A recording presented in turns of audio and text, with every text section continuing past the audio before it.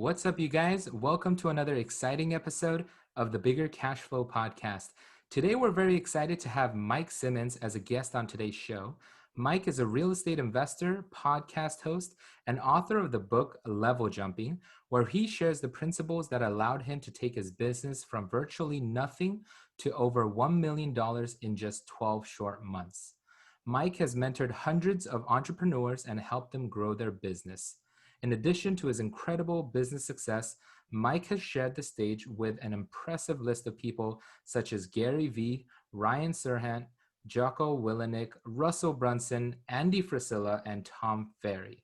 With that said, let's welcome Mike to the show. How's it going, Mike? Going great. Thanks for having me. I appreciate it. Yeah, definitely excited to kind of dive into what you do in the industry and how you have grown your business from nothing to over $1 million. I'm sure that caught the attention of a lot of our listeners. So why don't we dive right in and tell our audience a little bit about what you do and what does your business look like today? Yeah, sure.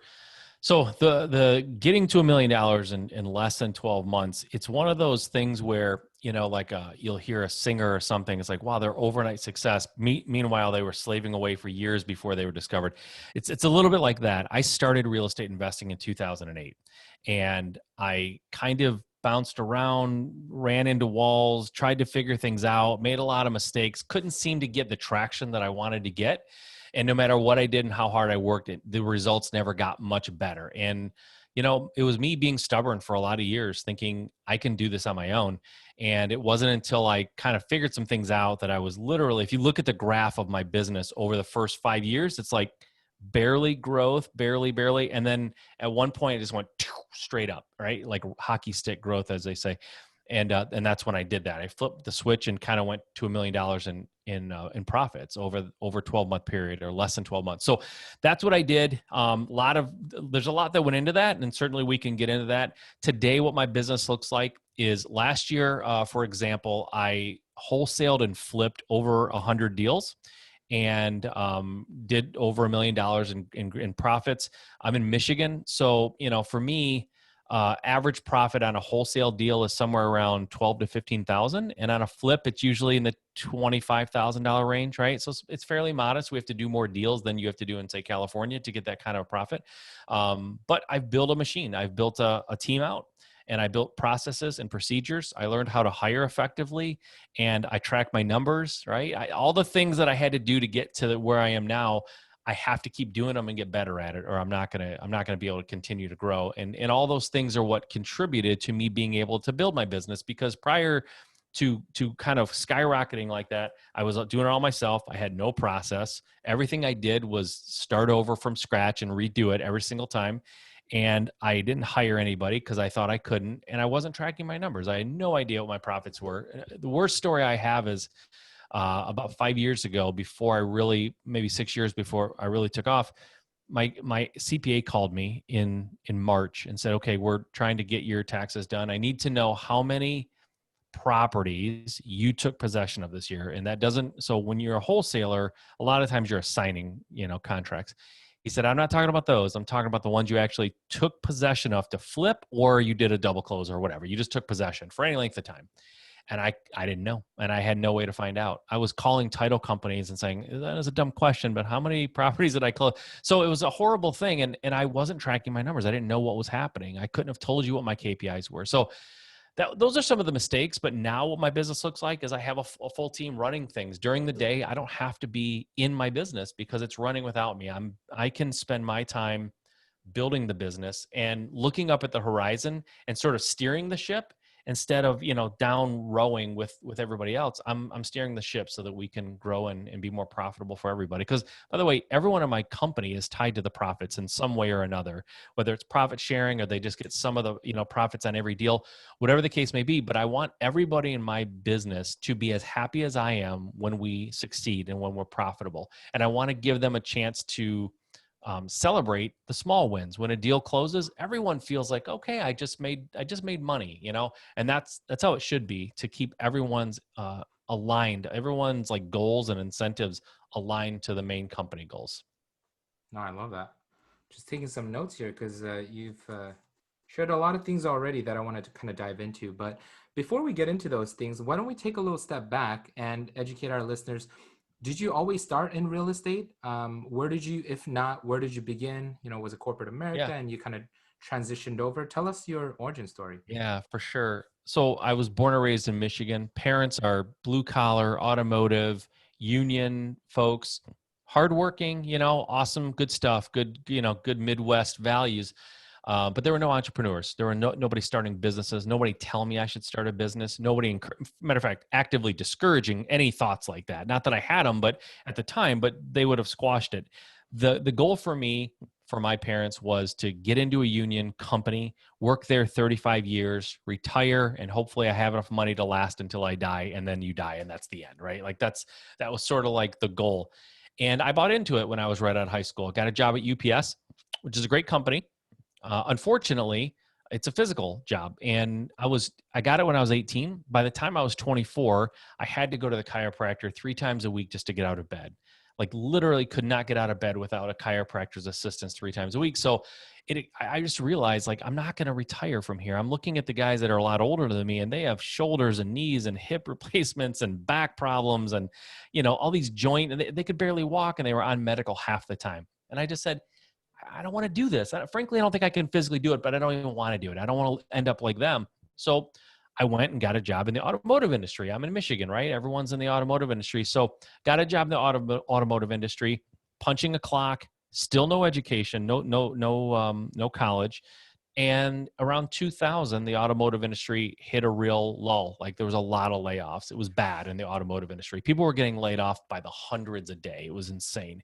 And I still had my job, but I had to take inventory of myself and say, listen, let's just be objective here. Okay. Everyone thinks that they're unique, but do I have anything that if I lose my job, how do I market myself? What do I tell a potential employer that they should hire me over the 1,000 other people just like me who maybe have more experience? Like, why would they hire me? I don't have an education. I have very little experience. So I did that soul searching and said, I need to go back to college. I need to get a degree. And by this time, by the way, I had 2 kids, a mortgage, a full-time job, a house, like all this stuff that I had to do, but I knew I had to do something to separate myself. So I went back to college, got my degree, immediately left the job I was at, got hired at a new company, doubled my salary. I'm like, okay, here we go. Now I'm doing something. And I'm working there. Now I'm in this white collar sort of ladder, that I'm looking down the road at. These are the jobs I want. Okay, here's what I have to do, work hard, play the politics game, all this. And then as I was there for a few years, I started looking at the guys and the ladies who had the jobs that I was aspiring to get somewhere down the line. They were miserable. They hated their jobs. They hated their wife. They hated their husband. They hated their kids. They hated their life. They hated everything. They were miserable. They were strapped to this job and they were a slave to it. And I said, geez, here I go again. Like I got my degree. I think I'm doing the right thing. But the jobs that I'm going for, everyone who's sitting in that job hates it. They hate it. They're miserable people. And I said, there's got to be something else here. I got to get out of this rat race. So I started Googling retirement and how to invest for retirement and investment vehicles. And I started going down the road of stocks and day trading and these kind of, the stock market. And I hated it. Like I was just bored with it. I was trying to stay interested and learn, but it was like someone plopping an insurance manual in front of you and saying, here you go, have fun, right? It's like, ugh, I don't want to do it. But if you Google investing and if you Google retirement savings and you Google how do I retire early, you'll hit real estate eventually. And I did. And as soon as I hit it, I was like, I knew this is it. Like I was reading success stories, which a lot of new investors do, right? You read success stories and you kind of live vicariously. And then I started buying books and going to seminars and going to RIAs. And then the worst thing happened to me that can happen to anybody. I had too much information. I was going to these RIAs and these seminars. And what happens when you go to seminars? Everybody who gets on stage has their way of doing things, their little niche and their little strategy. And they swear to you it's the best way. And if you don't do it this way, you're crazy. So it's like shiny object meets paralysis analysis, meets fear of failure, like all of these things, right? And I sat in that purgatory of learning, being afraid, and being confused with all the information I had available to me for 5 years. I did it for 5 years. So anybody who's listening to this, who you're sitting in a cubicle or you work at a 9 to 5 or whatever, and you know you want out of it, and you've been contemplating and thinking and reading and studying, it's like, I've been there. I know what that's like, but because I've been there and I've gotten out of that, and I really liken it to like a gravitational pull, like the Earth's gravitational pull. It takes a lot of energy to get out of Earth's atmosphere and break free of the gravity. And I think the 9 to 5, the corporate world or whatever is like that. It's hard to break out. I broke out. So now I look back at guys and gals who are, kind of procrastinating and putting it off and making excuses. And I have no tolerance for them, none, because I've been there. I know what that feels like. I get it. I sympathize, but I'm not going to baby you and tell you, yeah, take it. No, you have to do something. And here's what I did. I got up every day and went to work. When I got off work, I got in my car. And at the time, this was like back in 2006, 7, I didn't have GPS. I had MapQuest, if anybody remembers MapQuest. And I would print out these 8x10 maps of all these houses, and I would go looking at them. Now, luckily, I had enough networking and enough friendships created that I got a set of master keys for foreclosure houses. And so I was going into these houses with a small little flashlight in the middle of winter, some of the time, going in basements with no electricity. And I'm in Michigan again. So, right, we have cold winters, and I'm in these freezing cold houses, no electricity, in a basement, in a neighborhood that I never have been in my life. And I'm just doing this, trying to learn the business. And I did that for like 3 or 4 years, working full time. I did it nights. I did it weekends. I did it every waking minute. On my lunch break at work, I did it. And that's how I was able to get enough experience and do enough deals to kind of break free of this hold that corporate had on me. And that's what you have to do sometimes. I mean, it's sexy to say burn the boats and just go in full bore, quit your job, walk away, don't look back. Like, yeah, that's great. But a lot of people listening right now have a husband or a wife and kids and a mortgage and a dog and a car payment and all these things. You can't just do that sometimes. It's not realistic for everyone. Sometimes you have to do the responsible thing and just work twice as hard as everybody. I always tell people, if you want something that you don't have, you have to do something you're not doing. And whatever it is you're doing, if you're not happy with your life, it's not working. So abandon it, right? Walk away from Netflix. It's like, get off the couch, like do something, and you can have that, right? And I'm saying this with love because I know what it feels like to be gripped with this. Like, I have too much to lose. I can't do this. Stop complaining then and go back to your 9 to 5 and just grind it out for 30 years. There's nothing wrong with that. It's admirable and it's fine. But if you know that you're more than that, and if you know you want more than that, you have to do more than you're doing now. You just have to. And I've dealt with people, I've talked to people, given the same tools, given the same opportunity, given the same advice, they do not succeed. They go nowhere. And then somebody else in the same circumstance with the exact same advice and the exact same tools blow it up. They build a business. They're able to quit their job. They're happier. They have more time with their family. Like, it can happen. It's really resides more with the person than the availability of information. So, sometimes, listen, I was raised by a Marine who also happened to be like a biker. He worked for Ford. He was a tool and die guy, like as hard-nosed as it gets. And there's one thing that I always was able to do very well in my life was to be self-critical, because when I was growing up, there was no shortage of criticism or pointing out your faults. So I'm okay with looking at myself in the mirror and saying, you're doing something wrong. You need to fix you if you want to see different results. And I had to do that. At the end of that 5 years where I was procrastinating and all this paralysis analysis and shiny object, really at the end of the day, I was afraid. And I was using all these things to put off doing what I was afraid to do. Once I realized it was just me and it was just fear, then I said, okay, you can just live in fear for the rest of your life. If you're happy with that, if you can wake up and look at yourself and be afraid and be fine with it, that's fine. Or get out and do something about it. So I went out and did something about it. And I think that's what people need to do more. No, I love that, Mike. And just like the t-shirt you have on right now, just start, right? A lot of Start, people, man. yeah, they're kind of stuck in their own mind. It's a lot of it has to do with their limiting beliefs and their mental roadblocks that they have. A lot of it is just fear, but fear of the unknown. And as you start to do things and educate yourself, you realize, hey, that's not so bad, right? You underwrite 10 deals, and a lot of people are like, oh, hey, how do you find, the right deal, or how do you know that you're not going to lose money? It's like, you don't really know until you start doing. You can read all the books and listen to all the podcasts that you want and get all that theory, but when you actually go out and do it in actuality, that's when you really learn. Yep. Here's the thing. For anybody listening who has kids, who's taken them to like preschool for the first time, a lot of times they're terrified, right? So when your kid, when you take them to preschool and they start crying and holding on, saying they don't want to go, you just say, okay, you're afraid. Let's just quit. Let's just forget this. And you go home and never talk about it again. Well, kindergarten's coming at some point. So at some point you have to make them go, right? No, you don't do that. You say, you'll be fine. You'll be okay. I'll be back at night. And you start rationalizing things. And you so basically you convince them that it's just try it. Okay? It won't be so bad. You'll have fun. There's other kids here, right? But as adults, we have the power to just curl up and be afraid and not try. But we don't let our kids do that. So why do we let ourselves do that? Why do we allow ourselves to live in fear when we know we're not happy with it? We know what we want. We're afraid to do it, and we allow ourselves to do it. We would never allow our kids to be afraid and just not do something that we know is good for them to do, that they need to do.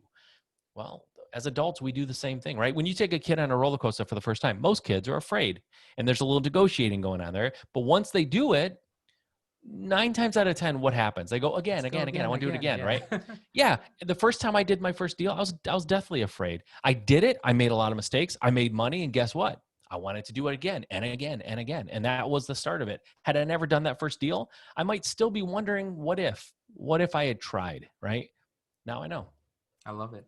And the other thing I love about what you said earlier is, it's sexy to say burn all the boats and just go all in.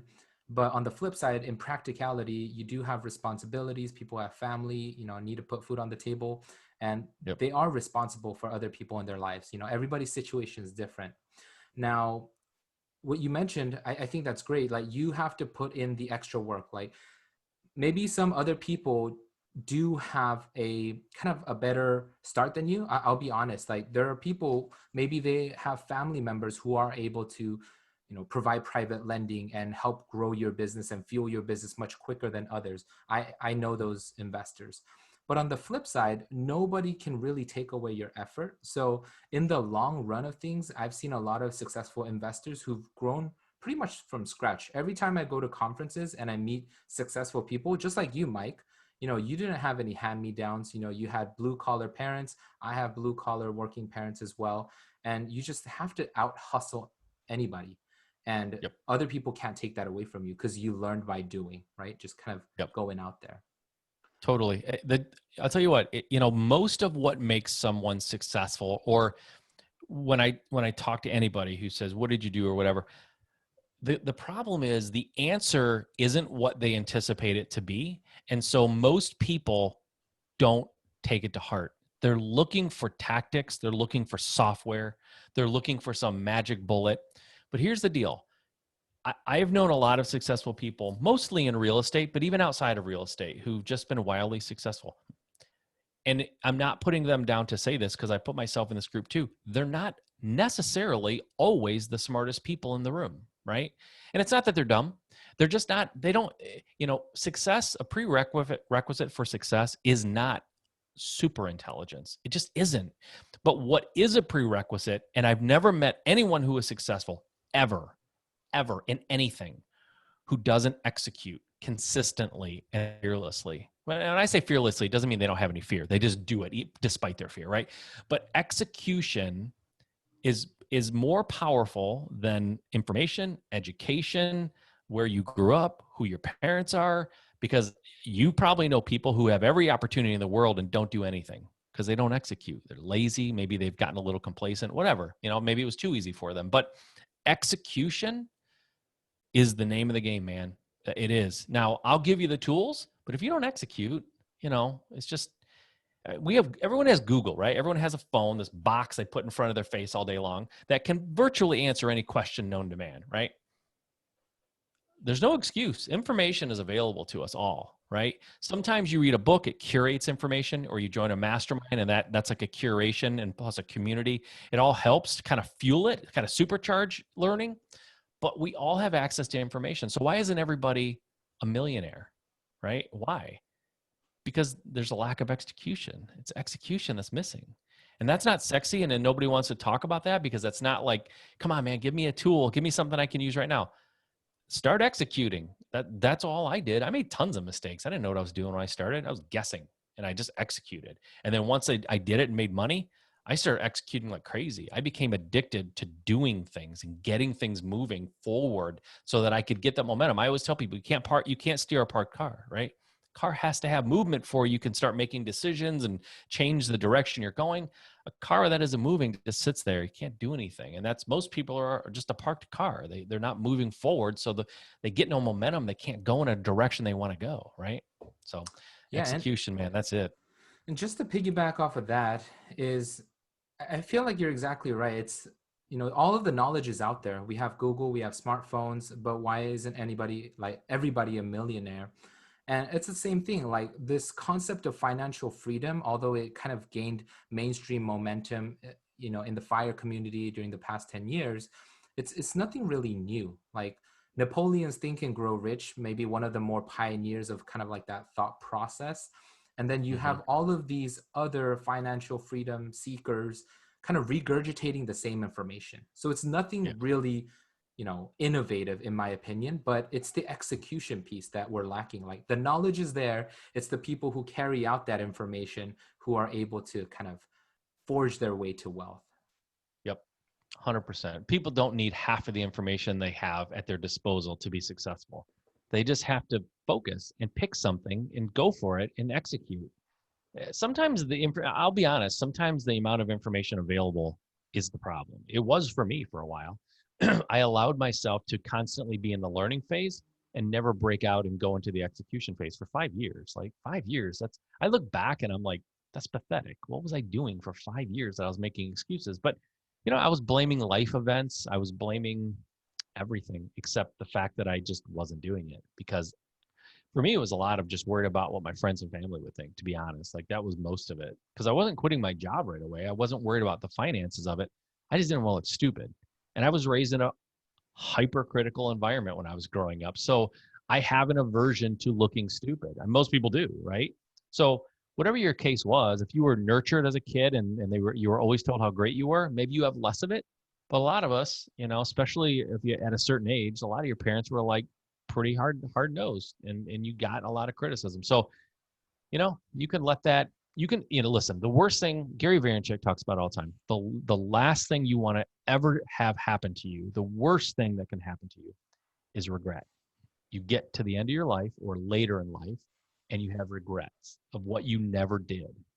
Like you don't want that. You never regret not trying, or you never regret trying something. You regret not trying something, right? Nobody ever gets to the end of their life and says, man, I'm glad I never took that chance to try to make myself better than I thought I could ever be. Like, that's ridiculous. It's the regrets always come in the things you didn't do. So don't have those. Don't let yourself get to that age and then have regrets.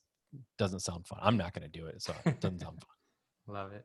So let's kind of continue on through your journey. So you mentioned earlier the 3 or 4 years while you were working full-time in corporate America, you were kind of battling the harsh winters of Michigan in those basements with your flashlight. So Yep. kind of from that point to where you were able to make $1 million profit in 12 months, what was that timeline like?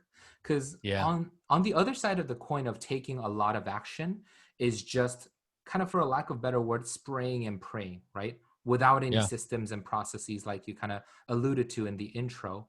So kind of take us through the journey in the beginning. What was the turning point where you realized, aha, I need some systems and processes, and I want to be kind of like an absentee owner, almost like have the business run itself, to where you are today? Yep. It's a good question. And if you look at the graph of the growth of my business, you'll see it started in '08.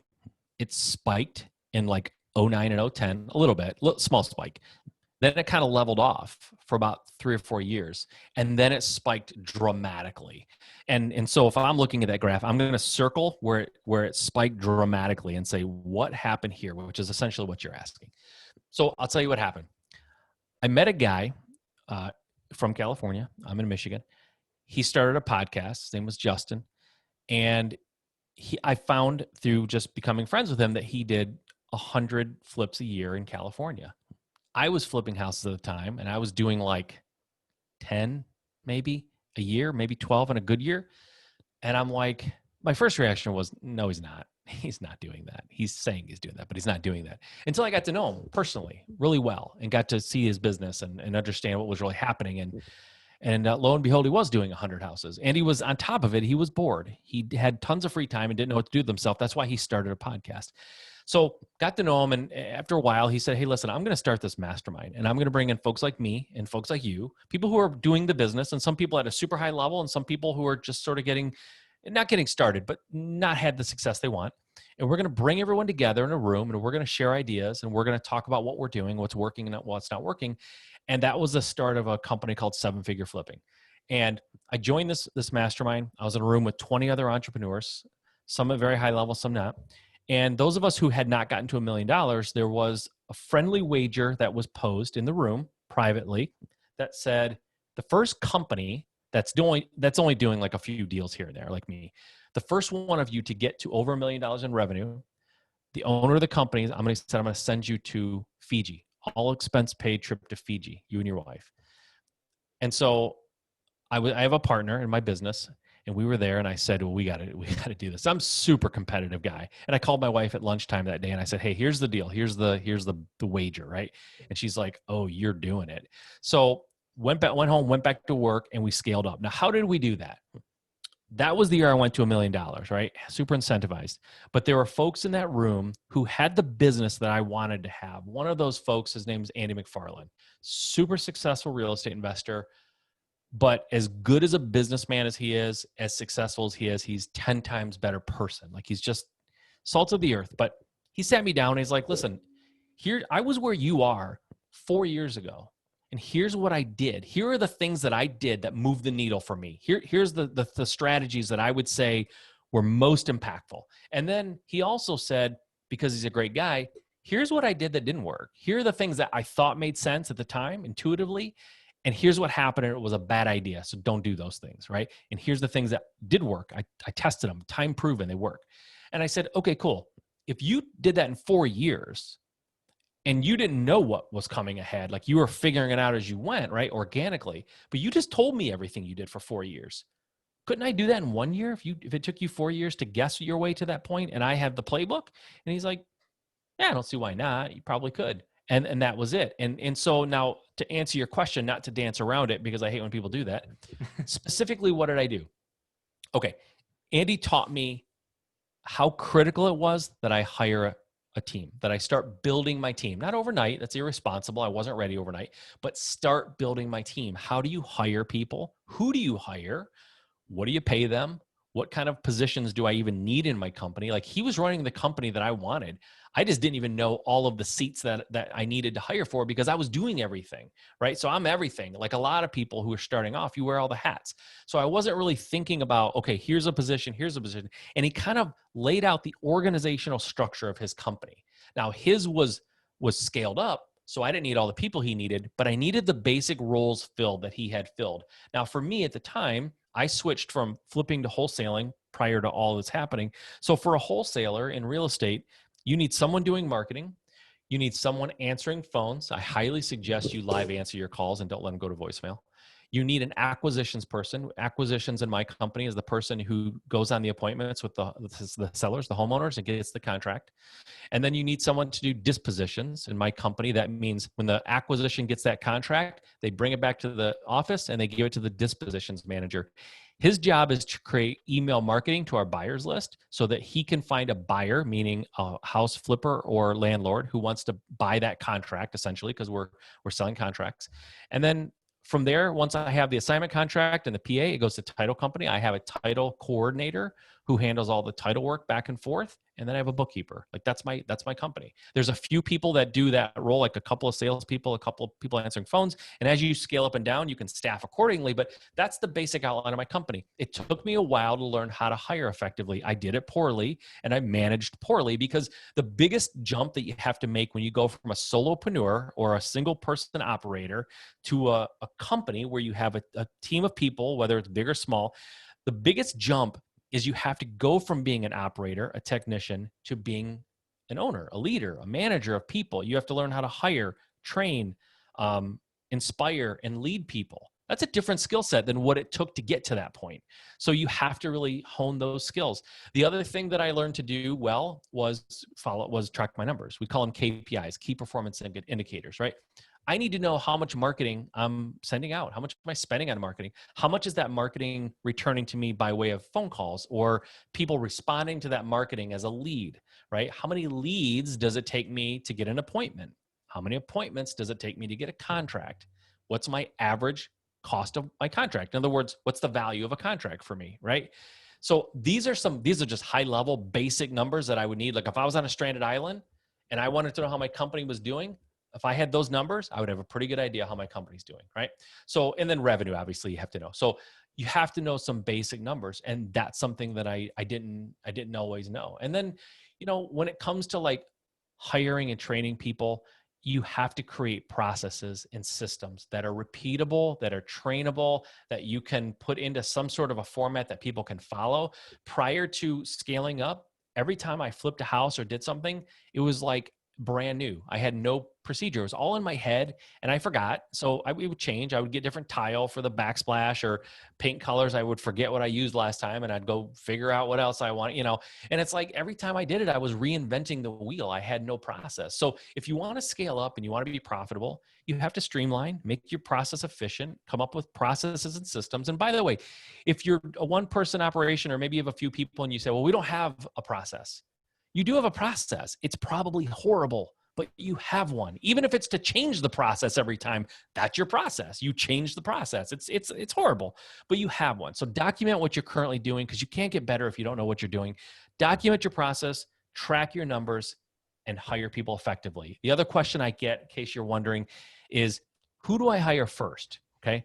It's different for everybody, but here's who you hire first. You look at your company, look at all the things that you do in your company, and identify the thing that you do in your company that you really don't like doing at all, right? Chances are, if you don't like doing it, you are horrible at it and you are a bottleneck for your company because you're probably avoiding it and it's not getting done very well and you're doing it poorly when you do it, right? Hire that first. For me, the first thing that I hired out was transaction coordination, which means the person who deals with the title company. Why? Is it hard? No. But it requires a high level of detail. And I don't have a high level of detail. I'm a very non-detail oriented person. And so things would slip through the cracks. HUD statements would not get checked properly. Purchase agreements, assignment contracts would be screwed up all the time. My email marketing would be a mess because I'm not proofreading, right? I needed people in my life who had detail. And so that was the first person. Second person I hired, salesperson. I'm not a great salesperson. I'm adequate.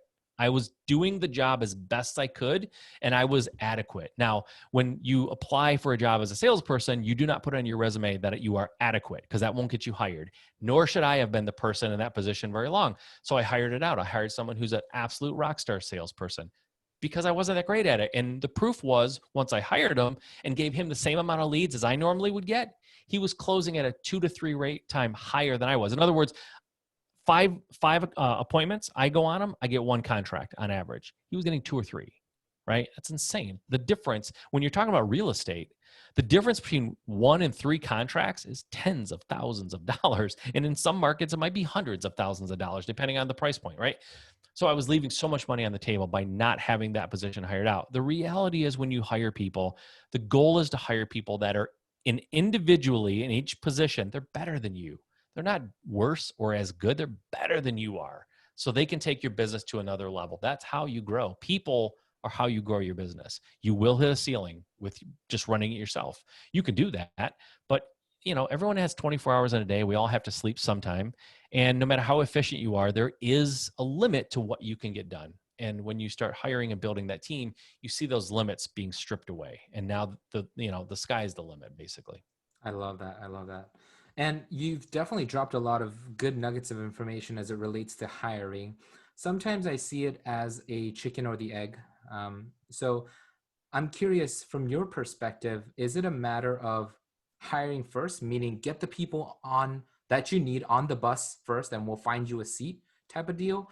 Or is it you need to grow your business to a certain point to be able to hire? Where's that inflection point for you? It's a good question, and it's a little bit of both. Let me explain. I don't advocate people start building and hiring a team day one. You don't have revenue. You're not a company. You have no way of really paying these folks consistently or reliably. So you do have to build your company to a point. But here's the catch. And I did the same thing. Most people hire much later than they should. Okay. So you do need to have some revenue coming in. You have to have some kind of momentum going. But I tell people this is almost invariably, this is how it works. You start building your company, money's coming in, you're growing. The minute you think to yourself, I think I might need to start hiring people, you have already passed the point where you should have been hiring people, right? So most people do it too late. So do it sooner than you think, but don't do it before there's revenue, right? Be careful of over-promising and under-delivering to anybody, including your employees or people that work for you. And also remember, hiring someone doesn't necessarily mean they're a W-2 employee with a base salary and benefits and vacation time, right? The first real significant hire I made was my salesperson. He was a pharmaceutical salesperson when I met him, and he was crushing it. He was a local salesperson. His route was local, and he had free time because he was really, really good at what he did. He was crushing all of his quotas at work, and he wanted to learn real estate. So he came to me and said, I want to work for you. I hired him, and he started going on appointments for me part-time while he worked and making over six figures as a pharmaceutical salesperson. He was working for me part-time. I paid him commission. So if he didn't close a deal, I didn't have to pay him. That was the arrangement, and he understood that. So where's the risk in that? I hired a guy who's 10 times better than I am. He doesn't need the money I pay him because he has a full-time job, and I'm paying him straight commission, 100% commission. It's a win-win situation for everybody. He got what he wanted. He eventually came aboard and worked full-time, and then eventually, a couple years down the road, I hired him. I partnered with him, so now he's my partner. But you can do these kind of things. You have to think outside the box sometimes.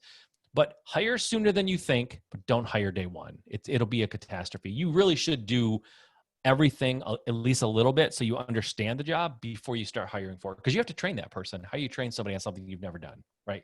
So be careful you don't do it too soon. But the minute you think, wonder if I should, yes, you should and get going because you're probably late. Got it. So after that, friendly competition, I gotta ask, did you end up winning that trip to Fiji? We won. Yeah, we went to That's Fiji. My partner, and actually they got more than they bargained for because the guy who owned the company said, I'll send you and your wife. Well, we were partners. So he sent me and my wife and my partner, his wife. So he had to send 4 people instead of 2. But yeah, we went. It was a blast. It was a fun time. We were, most of the way to New Zealand. We could have just kept going. New Zealand would be cool to see too, but that's a long time on a plane. But little secluded island, resort, nothing else on the island but us. It was awesome. It was a lot of fun. Nice, nice. So after that experience of just finding explosive growth or the hockey stick growth, were you able to kind of continue that and build upon that success, or did you have kind of any, ebbs and flows? And can you talk us through some of that? Yeah. Okay. So the first year I got over $1 million in profits. We built that thing with a poor foundation. I kind of alluded to the fact that I hired poorly and I led and trained, and I was a poor leader that first year. It was all when we had a goal in mind and we were going to get there come hell or high water. And we did, but we built it. I don't want to say house of cards. That sounds too dramatic. We built it upon people that were destined to not be the long-term solution. That's a much better way of saying it. So we had we turned over almost our entire company after that first year. Like everybody had to go because it was just a mess. And we got there with brute force, not with good management, with good procedures. We did no procedures even then. We just sort of we willed our way into this. We did it mostly with hiring and tracking our numbers. So the second year was a rebuilding year. We still made over $1 million, but we did it while we were rebuilding. And then we had some growth after that. And there's been ebbs and flows. We've sort of changed our model and we've had some key folks come and go. So we've consistently maintained 1 million plus in profits every single year since then. And some years have been better than others, but this year is going to be a down year. This may be the first year we don't do over 1 million in profits since 2016.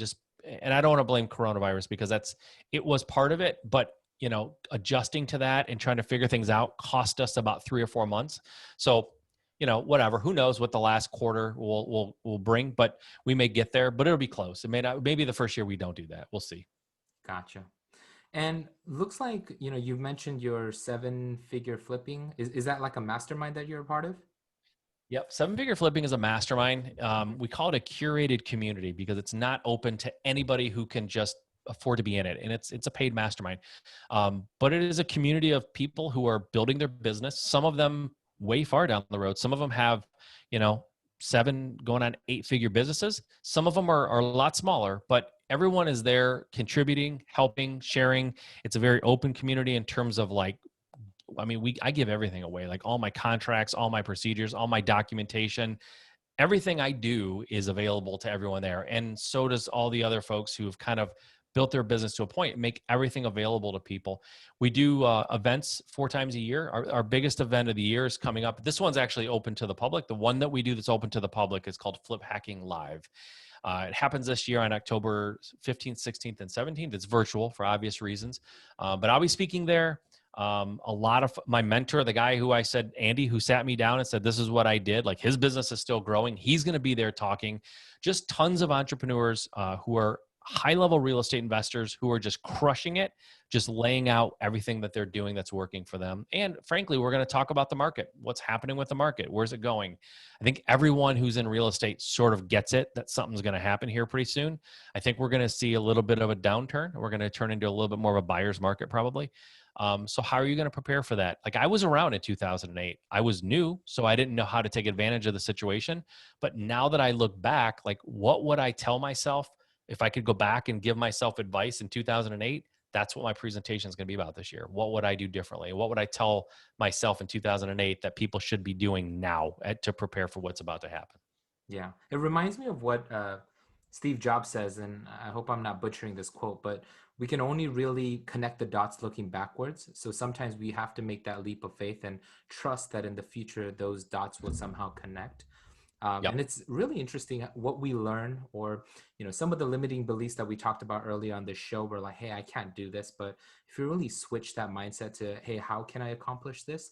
5 years down the Yep. road, you're like, hey, that was nothing, right? Yep. So I, Absolutely. I want to talk about masterminds real quick before we kind of talk about that event Sure. a Yeah. little bit more. Is It's interesting. I don't know if it's just because there's more mainstream attention or social media or the circles that I'm a part of. There's just a lot of masterminds ranging Mhm. from literally like $27 a month all the way to, I don't know, $15,000, $20,000 a year, right? Or even Mhm. higher, some of them. Yep. Um, so in addition to, I really find value in being around like-minded people who are looking to grow and just really 10x their business, their life, whatever, in all aspects of their life. But on the flip side, it could just be kind of like getting that wealth of information, right? Kind of like everybody knows how to like eat healthy, right? But or the information is kind of out there. It's like, what is it? You take less calories than you kind of output, and then you'll lose Mhm. weight, kind of deal. Yep. So what are some added benefits that you saw from a mastermind? And for people who purchase and buy into a mastermind and maybe not find the same success, do you have any advice for them? Is there something that they could be doing differently to get the full value from a Yeah. mastermind group? 100%. This is data that I do have. So and when I say data, it's anecdotal. I'm not going to give you numbers, but so the facts are that we have people come into our mastermind who are wildly successful. They take advantage of everything there. They ask questions, they interact, they network, they reach out to people for help when they need it. They offer help when they have it. Those are the folks that typically succeed at a high level. The folks that we've seen come into the mastermind and not have the success that they were hoping for always are the ones who don't participate. They don't get into the Facebook group. They don't go to our events when we have them. They're not reaching out when they need help. Like they're just it's like when you buy a gym membership, ask a gym owner, who are the people who succeed and actually get in shape and lose weight? Who are the ones that don't? He said, the people who succeed are the ones I see show up here and do the work. The ones that don't succeed are the ones who buy the membership in January, and I see them once in January, once in February, and I never see them again, right? It's the same concept with a mastermind. It can't work if you don't work it. Like it can't work if you don't take the tools that are there and apply them. It's the same thing, right? I will not get in shape if I don't take the effort to do what I have to do to get in shape. Success is the same thing. So that's the difference between folks who make it and folks who don't. And I've seen it time and time again. We've done the research, like, okay, so-and-so is no longer the mastermind, and they said they didn't succeed where they wanted to succeed. Let's go back and look. How many events did they go to? 0. How many times did they reach out on Facebook or anywhere else in our coaching calls or anything that we do to say, I need help, or I'm struggling with this, or this is what's going on? 0, right? They're the ones who bought the gym membership and didn't go to the gym. Got it. That's it. But now here's the benefit, right? If you could be among, they say, I'm going to butcher this one, and it's so used and I should know it by heart, but it's either you are the sum of the 5 people you hang out with, which I don't think that's the right one, or you are the average of the 5 people you hang out with, right? That's what I think it is, right? So that being said, who do you want to hang out with? Do you want to hang out? And I'm not putting down $27 a month masterminds. It's absolutely fine, right? But do you want to be around high achieving real estate investors, business men and women? And by the way, good people, good family people, good ethical people, people who are giving, open, and have an abundance mindset, but also are just crushing it financially? Like, do you want to be around those people?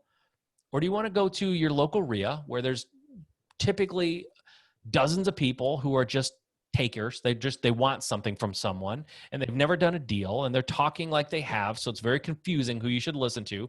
Or do you want to go somewhere that's curated? You want to go somewhere where there are people who have been vetted. They are successful. And by the way, you can't get in if you don't fit the culture and the qualities of people that we want to be around, right? Good family people, wholesome environment, where you can bring your kids to an event and you don't have to worry they're going to hear curse words or, people saying things that are wildly inappropriate. Like, that's not what it's about, right? We're about making ourselves better, building a great business, and sharing with the community. Like, if that sounds interesting to you, then a mastermind like ours is probably the right thing. And the best way to know, to try that on for size before you buy it, so to speak, is to go to the one event that we do every year called Flip Hacking Live, because you're going to be exposed to the entire organization for 3 days. And if after that 3 days you say, these are not the kind of people I want to be around, great. Then don't. You don't have to be. But if you spend those 3 days with us and say, my gosh, I need this in my life, I desperately need this, great. Now you know. I love it. So as we near the end of our show, I'd love to talk a little bit more about that event. Who is kind of like the ideal candidate that would really benefit from the event? Are they, flippers, aspiring wholesalers, or could they be investors themselves that are just looking to learn more about real estate? Can you talk a little bit more about that? Yep, totally. I would say the ideal person is one of 2 people. And by the way, to answer your last part of your question, yes, an investor. And when you're saying investor, I'm assuming what you mean is somebody who has a lot of money, who wants to get into real estate, maybe loan money potentially, but they just want to learn more. Yes, they will be surrounded by people who borrow money, right? So if that's the thing, then absolutely, you're going to be in a gold mine.